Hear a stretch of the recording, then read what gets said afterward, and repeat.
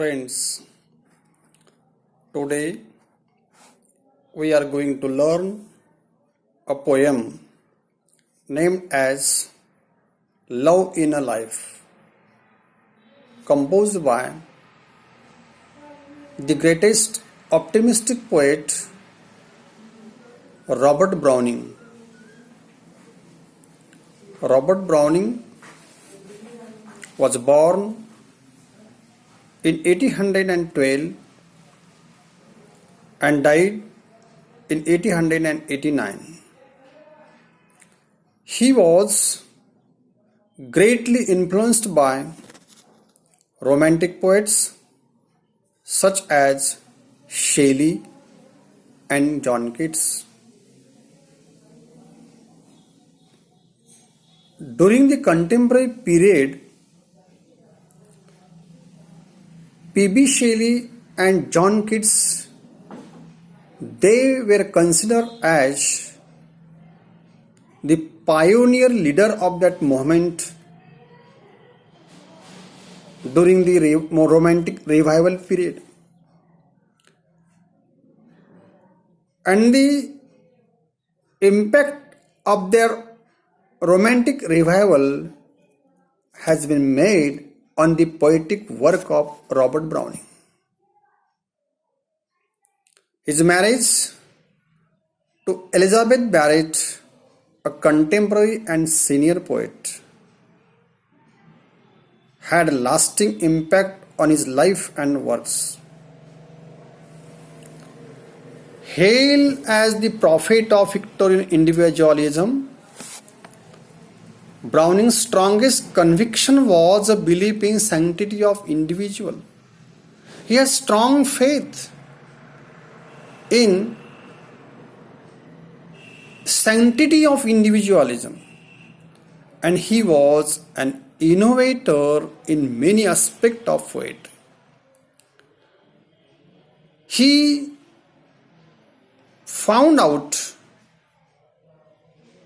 many new trends in poetry, especially in the development of dramatic monologue. Before Robert Browning, there was not a single poet to search out the poetic work about the dramatic monologue.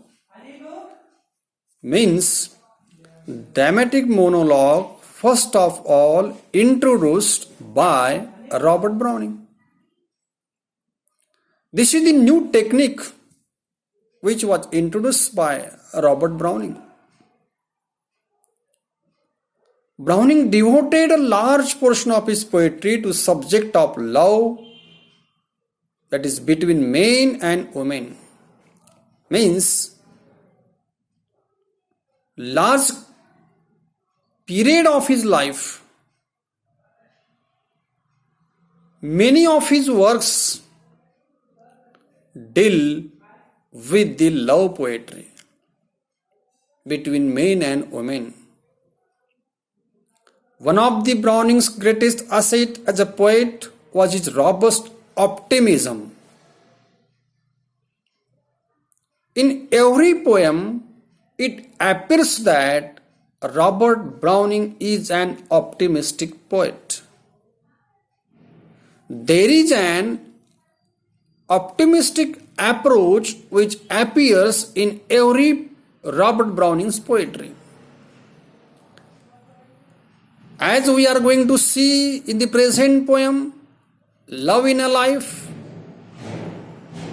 he has that optimistic approach that he can win the heart of that lady. His best works include dramatic lyrics, which was published in 1842, Men and Women 1855, Dramatic Personage 1864, and The Ring and the Book 1868. Love in a Life is a short poem which, when read literally, seems to provide an account of poet's constant attempt. Means he is making constant effort to search his love lady. That is constant attempt to meet his beloved. He did not give away his attempt, but he is tirelessly searching out his love lady, that is beloved. However, when we read in further detail, the poem can be interpreted as a depiction of the desire and the goals that human beings constantly run after in a life. We are constantly running after towards our goal, towards our destination. The destination of the poet is here to find out his love lady. And in order to find out that love lady, he is making constant effort. What is his goal? His goal to search out, to find out his love lady. And that goal, that destination, he has to reach there. And so we see that there is an optimistic approach we see in the poem, most of the poem in Robert Browning's. What is important to note is how Browning maintained a consistent enthusiasm throughout the poem. Just I mentioned that he did not give away his effort, but he is making constant enthusiasm throughout the poem to find out his love lady. And looking forward to the future, and in doing this provide a life lesson for us. This poem provides a lesson to us. What is lesson? That we should not stop till we reach our goal. We should not make a pause till we cannot achieve our destination, achieve our target. This message expressed by Robert Browning through the poem Love in a Life. Let us move towards the poem. Room after room, I haunt the house, where it says, room after room. Poet is in a big house. There are many rooms, and he knows that in any one of that room, there may be definitely his beloved. And he has to find out that love lady. He has to find out that beloved. So he is hunting that room after room. He is searching that room after room. So he says, room after room, I hunt the house through we inhabit together. Means in that room, they were living together. They were the inhabitants of the same house. So, poet, it makes hallucination that there is beloved in that room. But as he entered in that room, she is not there.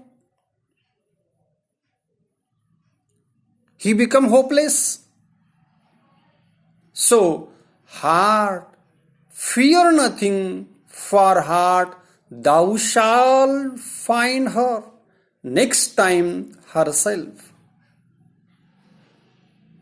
He consoled himself, though I am not able to find out today, but tomorrow definitely I can find out her.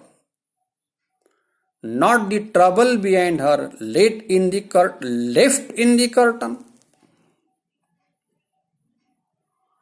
When he entered in another room, the curtain of that door that is moving, he seems that curtain touched that love lady, and the touching that curtain or the moving that curtain signifies the sign of that love lady and the coach perfume. Poet, imagine that. She might have seat on the same coach, and that when she might have seat on the same coach, that coach was spreading some perfume.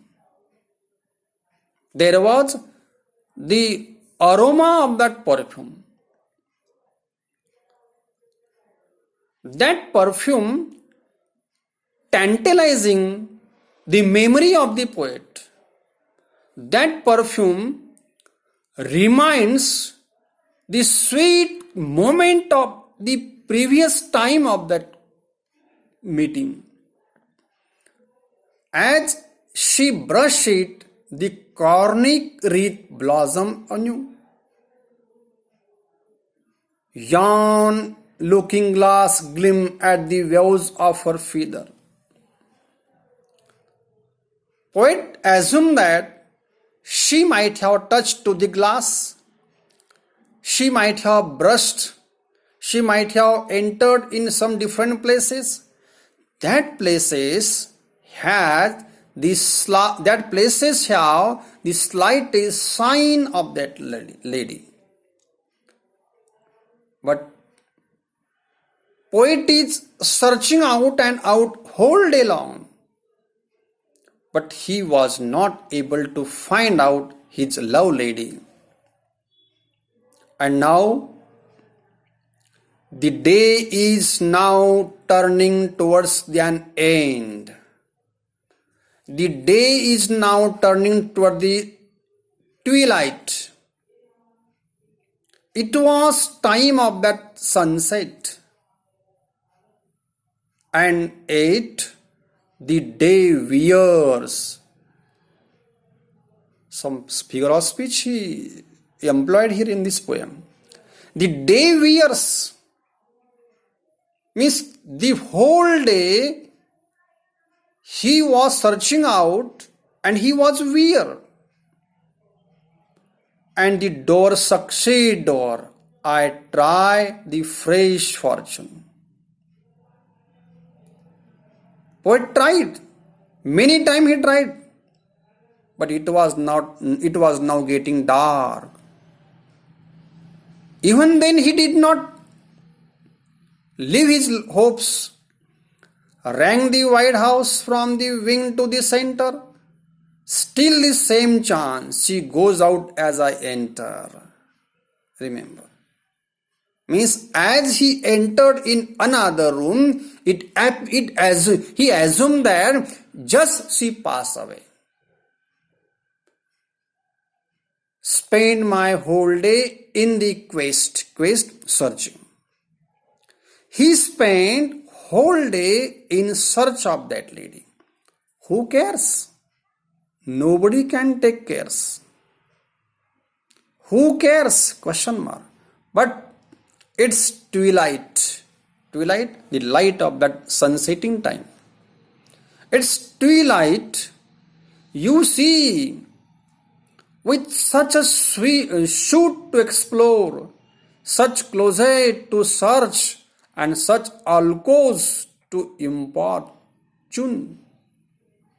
Friends, at the end of that day, he searched every closet and every alcove, and even it appears that how she was not caught in the hand of the poet. Okay, let us stop here.